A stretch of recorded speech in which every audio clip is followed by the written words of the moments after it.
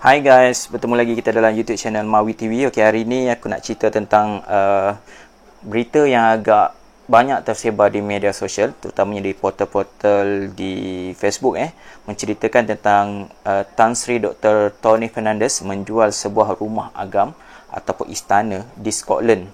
Okey, pada kadar harga 2.5 juta pound sterling atau bersamaan dengan 13.5 juta ringgit. Okey, dikatakan faktor dia menjual tu adalah terkesan akibat penularan COVID-19, dan kita faham akibat daripada COVID-19 ni menyebabkan industri penerbangan sangat terjejas teruk, dan beliau antara orang yang paling terjejas lah akibat pandemik COVID-19 ni, kerana beliau adalah pemilik AirAsia, kita tahu kan.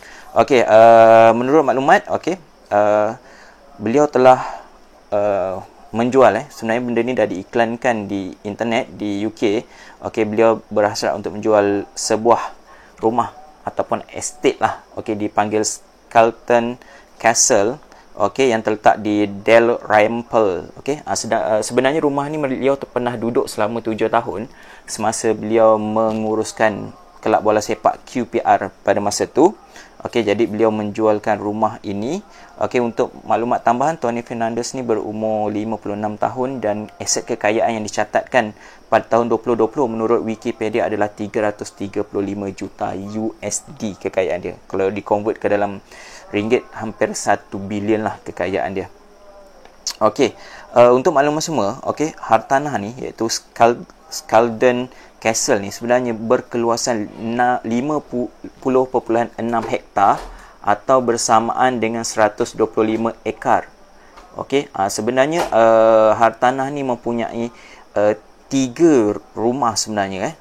Di dalam satu hartanah yang berkeluasan 50.6 hektar ni mempunyai 3 kediaman, iaitu Carlton House, kemudian ada Castle Cottage, dan yang ketiga adalah The Coach House. Estate ni merangkumi dijual itu dengan harga 2.5 juta pound ini, termasuk dengan package tanah 50.6 hektar dan 3 unit kediaman yang terdapat dalam hartanah tersebut. Untuk makluman, hartanah ini iaitu Carlton Castle ni adalah sebuah bangunan bersejarah yang dibangunkan pada penghujung abad ke-18 dan awal abad ke-19 di Scotland, dan dia adalah sebahagian daripada tinggalan sejarah. Sebabnya Tan Sri Tony ni pernah membuat permohonan kepada kerajaan di Scotland untuk mengubah suai rumah tersebut, tetapi dia punya permintaan untuk ubah suai itu telah ditolak kerana itu adalah bangunan bersejarah.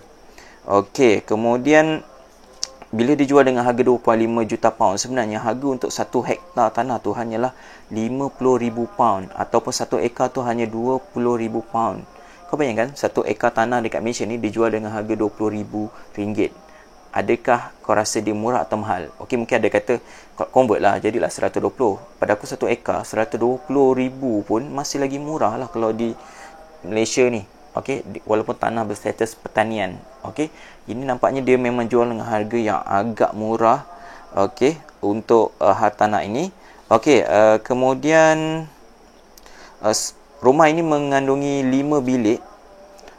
Rumah yang utama ni lah.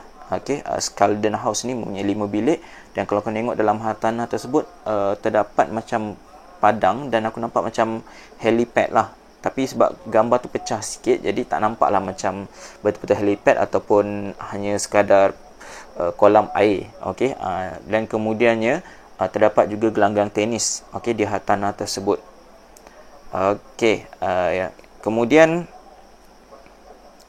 apa lagi nak cerita? Semakan aku di laman web hartanah di UK mendapati bahawa iklan berkaitan penjualan estate milik Tony Fernandez ni, iaitu Carlton Castle ni, telah diturunkan iklannya. Ini mungkin bermaksud hartanah ini telah dibeli oleh seseorang. Sebab aku semak di beberapa laman web, didapati bahawa iklan berkaitan dengan penjualan hartanah ini telah tiada.